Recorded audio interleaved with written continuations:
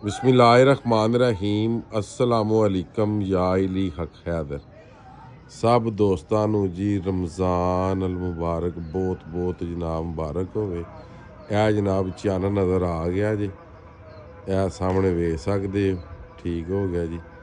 तो मैनू लगता है चन्न 2 दिन दा, ठीक है, सही है। ये चन्न मैनू लगता है 2 दिन दा। ऐतकी उम्मीद जिहड़ी है वह नतियां दी होवेगी जी। खैर आ गया जी रमज़ान दा चन्न नज़र वडवे इंशाअल्लाह फजले खुदा वडवे जनाब पहला रोज़ा है। अल्लाह ताला तुहानू भी मैनू भी सब नू तौफीक दे रमज़ान अल मुबारक दे रोज़े रखने दी जी। है सूरत हाल हा जी। तो मैं आख्या जिन्ने भी अपने भरा ने वीवर्स ने जिन्ने भी वेखने वाले ने सब नू जनाब रमज़ान अल मुबारक दी बहुत बहुत मुबारक होवे। अल्हम्दुलिल्लाह अल्हम्दुलिल्लाह। खुशियां वाला महीना, मुबारकां वाला महीना, उस तो बाद जनाब रहमत वाला महीना अल्लाह ताला ने साढ़े नसीबां च कीता है। तो बढ़ चढ़ के जनाब मेरी सदका खैरात नमाज़ां पढ़ने की भरपूर कोशिश करो ताकि जदों भी असी इस दुनिया फानी तो जाइए तो थोड़े जे कुछ ना कुछ अल्लाह नू मूँह वहाने वाले हो जाइए, ठीक है जी। तो मैं आख्या वहा दें सारिਆਂ नू ते नाले दस दें जी अल्हम्दुलिल्लाह चन्न मैं कल्ला ही लाल कमेटी वाला जी नज़र आ गया या फिर वेख लो, क्योंकि अगर चन्न जेह्ड़ा ना फस्ट डे दा हुंदा ना जी तो इन्हें उन्नू डुब जाना सी। अल्लाह करीम ये जेह्ड़े रोज़े ने है भी माशाअल्लाह ठंडे ने, अल्लाह ताला ने रहमत भी 3-4 दिन बरसाई है, बमारियां शमारियां भी सारियां जनाब ख़त्म। तो कोशिश करो रोज़े रखने दी, ठीक है। फिर पता नहीं ज़िंदगी च मौका आवे या ना आवे। एक जनाब साह दा फ़र्क है, साह आ जे तो यह दुनिया, ना आवे तो वह दुनिया। तो इस गल्ले करके जेह्ड़े साह दे विच रोज़े रख सकदे हो वो रोज़े रखो। ए जनाब चीड़ दे बूटे ने पूरा माहौल बनाए है जनाब, पूरा जिन्हों आखी देना जी। ए फिर वेख लो जी, ए चेक करो जी माशाअल्लाह कैसा व्यू आया जी, कैसा व्यू है जी। अल्हम्दुलिल्लाह अल्हम्दुलिल्लाह मालका तेरा शुक्र है लख ते करोड़ वारी जिन्हें साढ़े नसीबां दे विच फिर एक बारी रमज़ान मुबारक दा महीना कीता, ठीक है।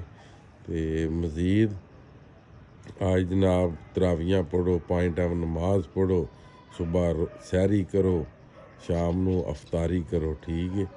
तो माल नामे अगली ज़िंदगी वास्ते, ठीक है, आखरत वास्ते जनाब जिन्हें इकट्ठे कर सकते हो कर लो, ठीक है जनाब। अगर जाने अनजाने दे विच कोई गलती कताई होवे ते अज दे दिन अज दे वार इस मुबारक महीने दे सदके जनाब माफ़ फरमायो। जिन्हें भी मेरे वेखने वाले हो, जिन्हें भी मेरे नाल प्यार करने वाले हो, इस मुबारक महीने दे सदके अल्लाह ताला जिन्हें भी मेरे नाल सपोर्टर ने, मेरे वीवर्स ने, मेरे नाल जेह्ड़े मेरे दोस्त खड़े ने, अल्लाह ताला उन्हां ते भी जेह्ड़े लंघदे वड़दे साडी वीडियो वेंदे ने, अल्लाह ताला उन्हां ते भी अपना करम ते फजल फरमाए। कुछ भरा मेरे पिंड दा पुछदे ने, ज़िला गुजरात जलालपुर जट्टां ते पिंड मोजोगी जनाब, ठीक हो गया। इस टाइम मेरे पिंड दा कुछ इंज दा व्यू है जी। मैं छत ही बैठिया था, मेरी अचानक ही नज़र पई तो मैं आख्या सारियां भरावां नूं दस दी ए डेरे ते जी। मैं ए सामने माड़ा जिहा घर है जी अपना, कोई अद्धा की रंग होया, कोई अद्धा की रंग होने वाला जनाब, ठीक है जी। ए शर्तां शुरतां कोई नहीं डाई दियां, बस उंज दाने शाने पा खड़ी दे ने ते उंज कोई जी एक अद्धा जेह्ड़ा ओह् आ के बैह जांदा फड़ फुड़ लैंदे ने जी, ठीक हो गया जी।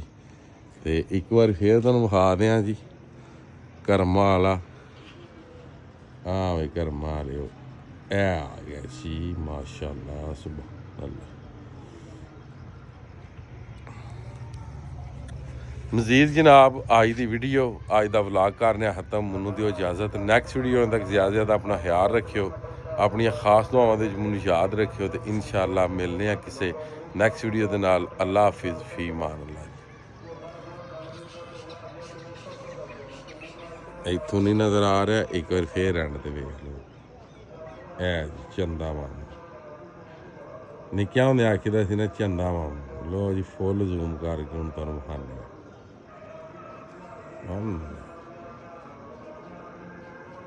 ਹੁਣ ਜ਼ੂਮ ਆਊਟ ਕਰਨ ਲੱਗਾ ਜੀ।